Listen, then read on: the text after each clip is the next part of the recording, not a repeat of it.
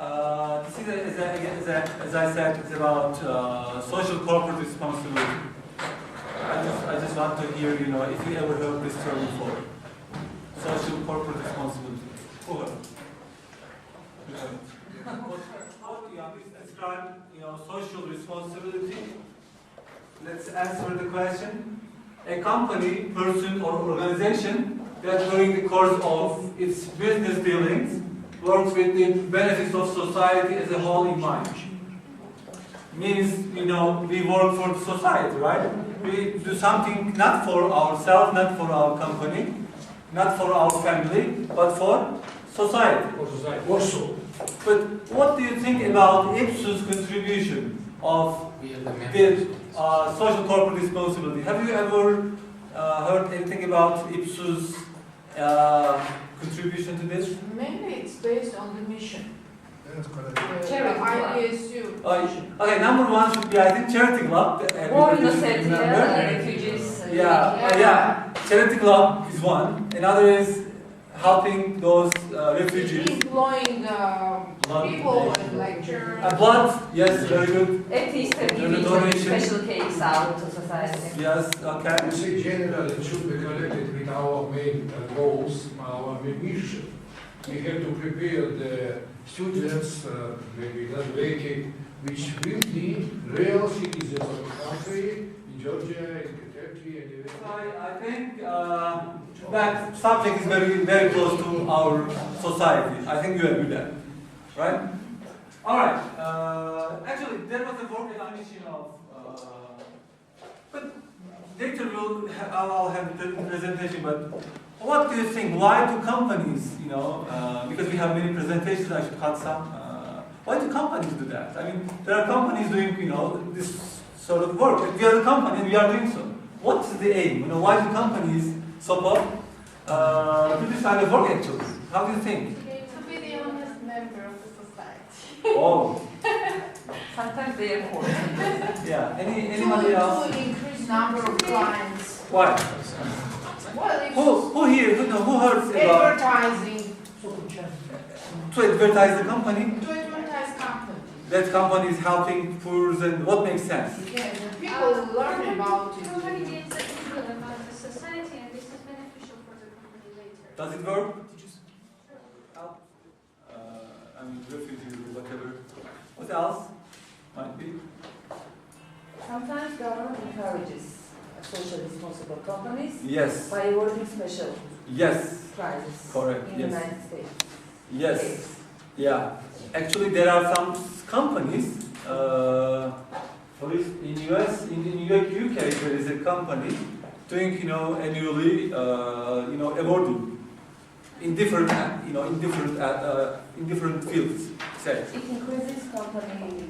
Yes. When you are becoming like the year of, let's say, company on that scale, it makes you like advertise or makes you like Get an award publicly. or something. Yeah, I mean, you put it on the, And another thing, honesty.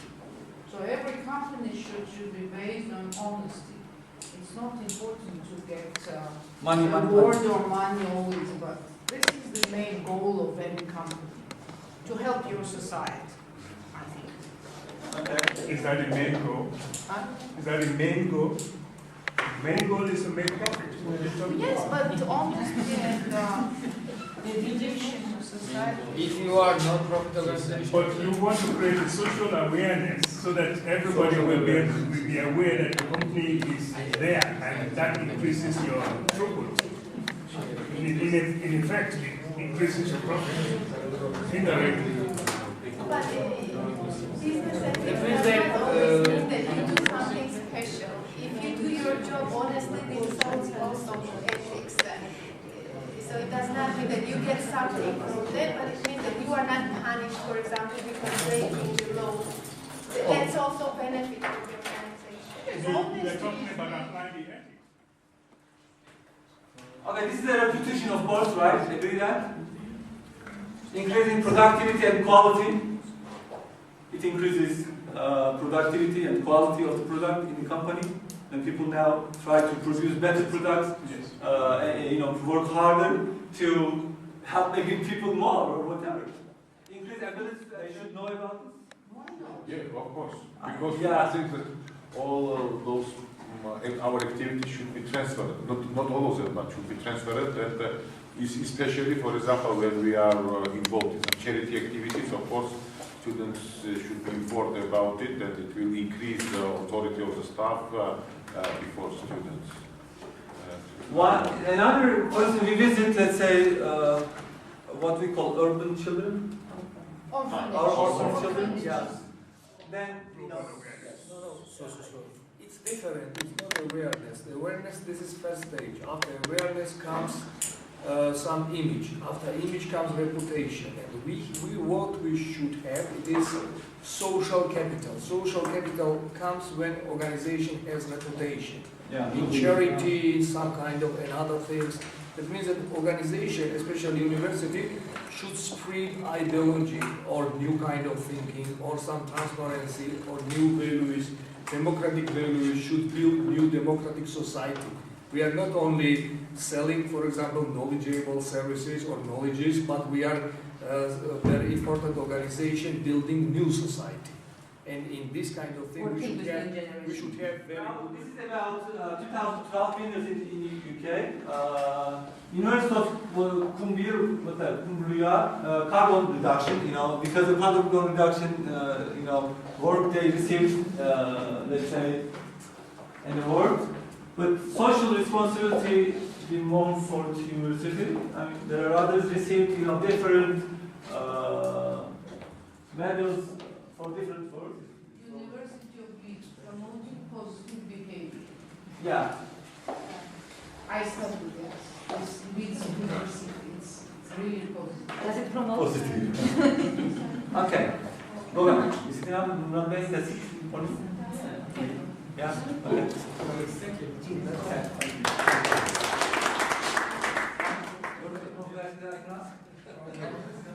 I can take the floor. So, actually, Murat Bey asked me to provide some reflections on educational leadership and management and some change strategies. Of course, I'm not going to my purpose is, my aim is just to initiate some discussions, right? So I will present some ideas and I will rely about leadership and management, especially in the educational context, okay? And firstly, before we actually start talking about leadership and management in education, we need to internalize for ourselves what educational institution is, what is the function of university, and accordingly you can actually build the strategies, you can build change strategies, what the aim of university is, and accordingly you can reflect on that. Okay, so as you can see, it's the place where degrees are bestowed and being capable of entering market-defined professional positions. Here we have some I would say, issues we need to be thinking of all the time, and what Mr. Kaha actually raised the question. What is university? Is it like efficiency? Is it a good name? Is it a reputation? Is it credibility? So that is something every single educational institution should be actually thinking of. Let me provide with you some definitions. So leadership is meaning for problems that does not have actually easy answers. So that's where actually leadership comes to the stage. As for the management, and I'm sure you are completely aware of the term sustainable and to sustain. Sustain is a very positive word, and unfortunately we don't have good correct translation into Georgian. So I would actually concentrate on some change structures. But before we do, let me just discuss the leadership styles, okay? And then we can actually discuss which leadership style is more appropriate for democratic society, for the society of the 21st century. Okay, this is like typology that comes from actually Goldman, that is the author. He provides the different types of leadership. First one is cohesive. Yeah, let me just provide my own perception. There is no right or wrong approach. Okay, we can't say, for example, that cohesive leadership should be non-existent. Okay, for example, if we hear fire alarm, we don't have time for democratic leadership. We can't set up a committee whether we should leave the building or not. In this case, we need authoritative leader who will say, oh, okay, everybody leave the building. Okay, so that can be context specific. When and how we use different leadership styles. Okay, Mr. Nika, one more style can be added there. Yes. It is well working in such societies like Georgia. It is servant style leadership. Okay, good. Yeah, because this is very interesting style and especially working well in developing countries. Yeah, I completely agree. Actually, it's not a complete list, of course. Yes. Of course, this is the typology provided just by Goldman. Another typology is what is actually used in the provided again by Goldman and Ilyas. Different types of leadership. I will concentrate your attention to transformational leadership. Okay, so transformational leadership is a kind of leadership that has developed especially throughout the recent 2 decades. Because there is constant change around us and one single approach cannot be employed for every single context. Transformational leadership is the type of leadership that actually provides answers to the questions that emerge in case of change, constant change. So the key author that I really recommend here is Kenneth Fleetwood, who is Canadian and who is extensively writing about educational leadership, and particularly about transformational leadership. That is the leadership style which actually equips the leader with a toolkit of different managerial and leadership functions, which actually provides answers to different types of. Let's concentrate on this scheme, which actually shows it is developed by in the UK context. It's not mine. It's developed by National College for School Leadership in UK context, and they provided this table to provide a kind of SWOT analysis or force field analysis whether change is possible. Okay? So as you can see, we need to have different aspects in order to claim that change is possible within any kind of organization. So for example, if we have well-defined vision and if we have necessary skills, I mean human resources or personnel, if we have incentives, if we have resources, and if we have action plans, they say that change is possible. This claim is based on intensive research. Okay, so it's not just one person sitting down and developing this table. Actually, it has been developed through research. But if we lack any of the components here, okay, for example, if we don't have vision, but if we have all other resources or all other criteria, it will lead to confusion. So we will not actually know where we are moving, what is the goal. If we lack, for example, skills, it means anxiety. So it means that everybody is frustrated. We have everything, but we don't have skills to deal with the change. We have planned change, externally driven. It usually comes. So for example, we had to change syllabus. Regulation. Yeah, we had to change. From Ministry of Education all the time. Do this format, do that format, and so on. So this is based on policies, based on regulations, based on legislation. It can be externally driven. And this can be planned because you are provided with a legislative framework through which you need to operate. So it's externally driven.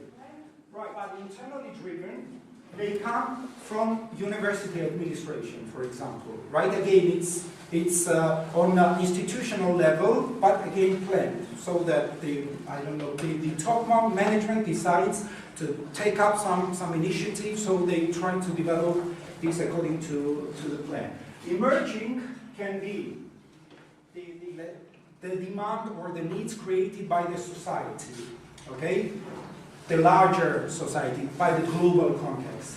And what they usually call grassroots demands, every single teacher, every single student, every single interested party is actually initiating it comes from the grassroots. Okay? So here we can actually think about top-down change, or we can talk about bottom-up change when actually the demand is coming from the grassroots.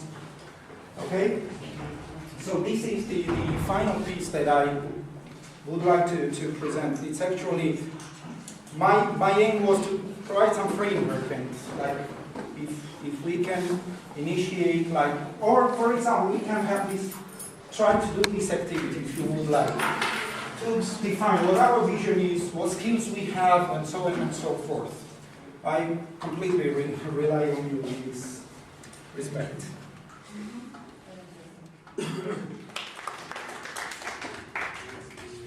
Questions and answers? Yeah, questions I hear. My question is, Yes. in which stage we are according to this book? You don't have. You don't. Because we have also legal.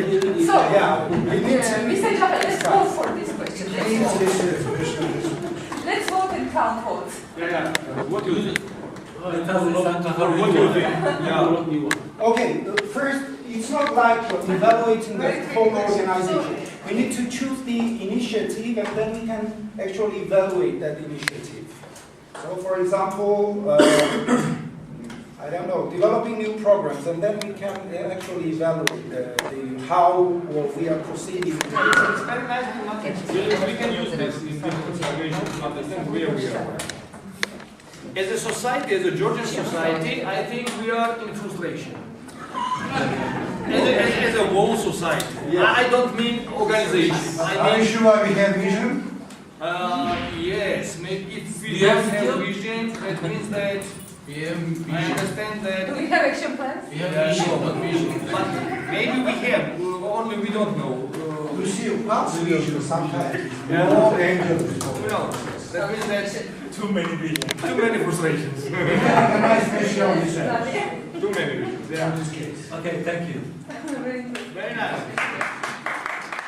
My presentation will be sort of an extension to Nikolo's presentation. We've been talking about total quality management for about maybe 4 or 5 months. And, you know, I would like to thank Kahave for asking when are we going to start, you know, talking about these issues. And I can say, well, quite soon. Could I ask you what you understand from quality? I will also ask this in a survey format, if you like, in the near future. But right now, what do you understand from quality? About quality, we are thinking this is the degree of excellence of something. Degree of excellence. Excellence. Quality in education, you mean, or in general? In general, what quality brings to your mind? Perfection. Wonderful.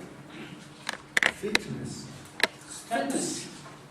Clearly. Steps to reach your goal. So it's a process. Yes. Brand name Wow. associated with quality. Clarity. How the concrete good on service satisfies some concrete standards. Aha. So meeting some expectations, fitness, Standards, yes. perfection, Standards. etc. So it depends on how we actually evaluate quality and how we look at it.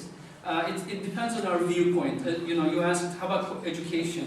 Well, somebody, could have asked, how about, another electronics industry, etc. So it can mean, anything, but during a quality guru, they say, there are 5 of them, or like he's passed away, unfortunately, he says that it's fitness for intended use. But there are many definitions. Well, when we talk about TQM or total quality management, we are looking at not to a very far distant, actually, to its distance.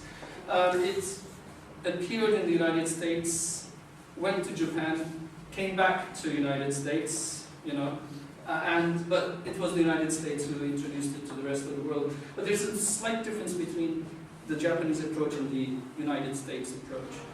the Japanese look at it like a process, but the US looks at they give an example of the factory system in the 18th century, and in the 20th century the assembly line that was revolutionary, and they see TQM as a revolutionary process in today's world. So they say if you catch that TQM train, you're safe. If you don't, you will fail. We don't know. That's a very bold statement. Well,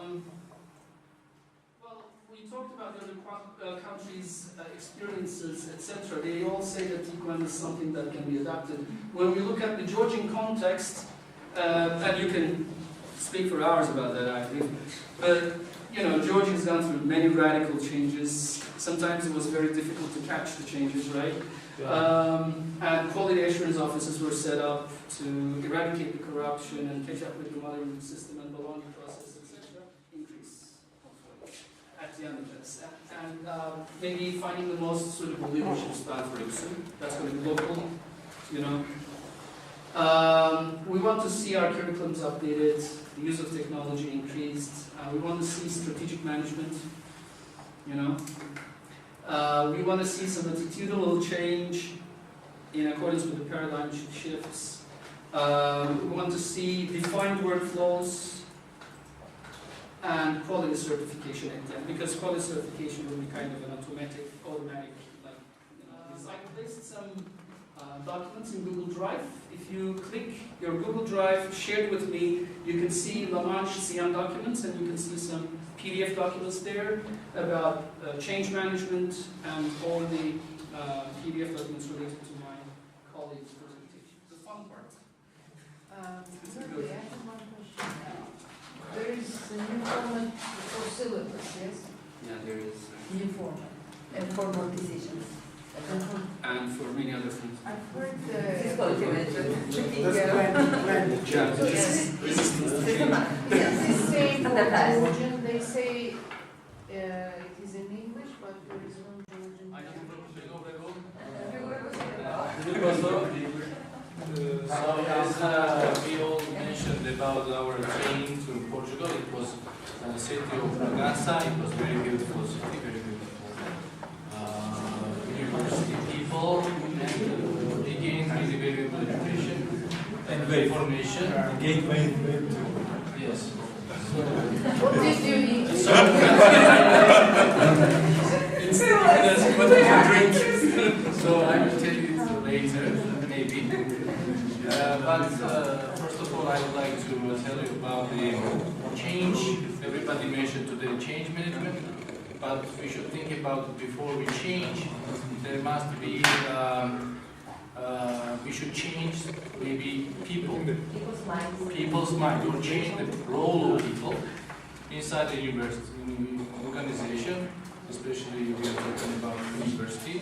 So first of all, we should know that before we start changing, we have different kinds of people, types of people. So in order to find out what types of people, what types we belong to, I would like to offer you the test that I gave you and all of the instruction to find out who we are and what group we belong to. For example, or here, or here, or here. 8, yes, 8. Just from each group. From each one. 8 from each? Yes.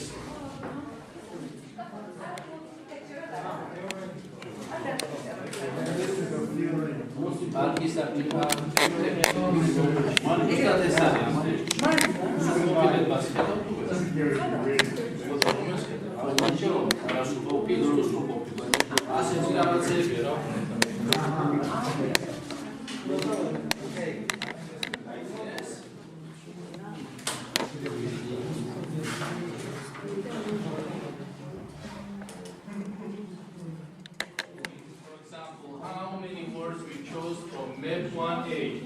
Right here. Yes. How many words we chose from Map 1 from A? A map. Okay?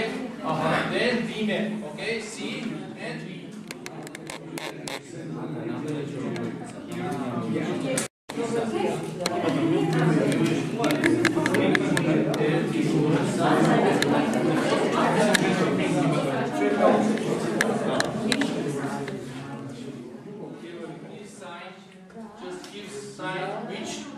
number you have in A-type list.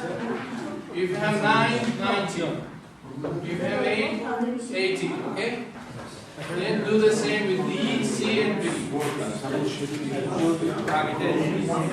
Okay, now make lines.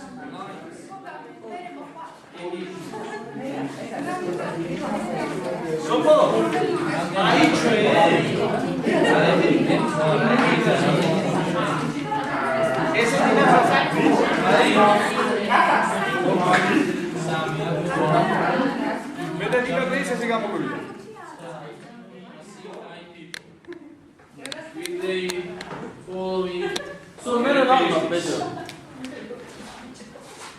blue. We have arrow right here. Yeah, some of them have. Which one is? Where is the arrow? It's my here, here or there. Blue or yellow.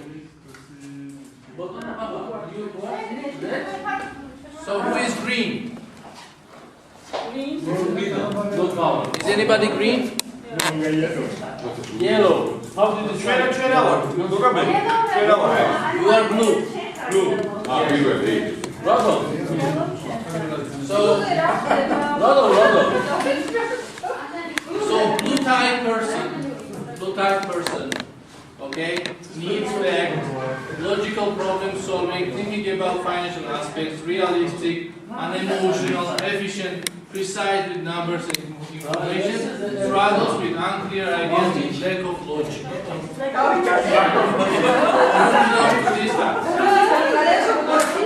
Yellow. Yellow.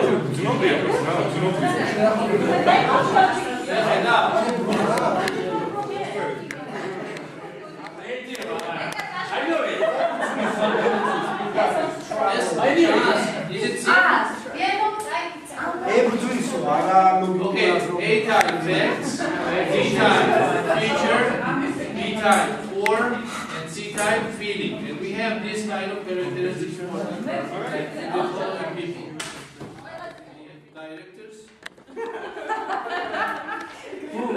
Yes, this is blue type people. And sometimes twice this. And sometimes twice this.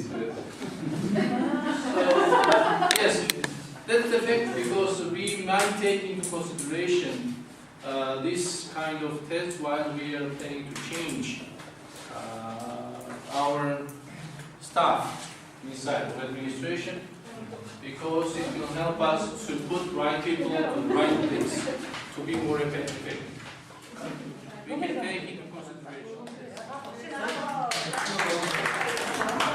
What was your color in Portugal? Mine is blue.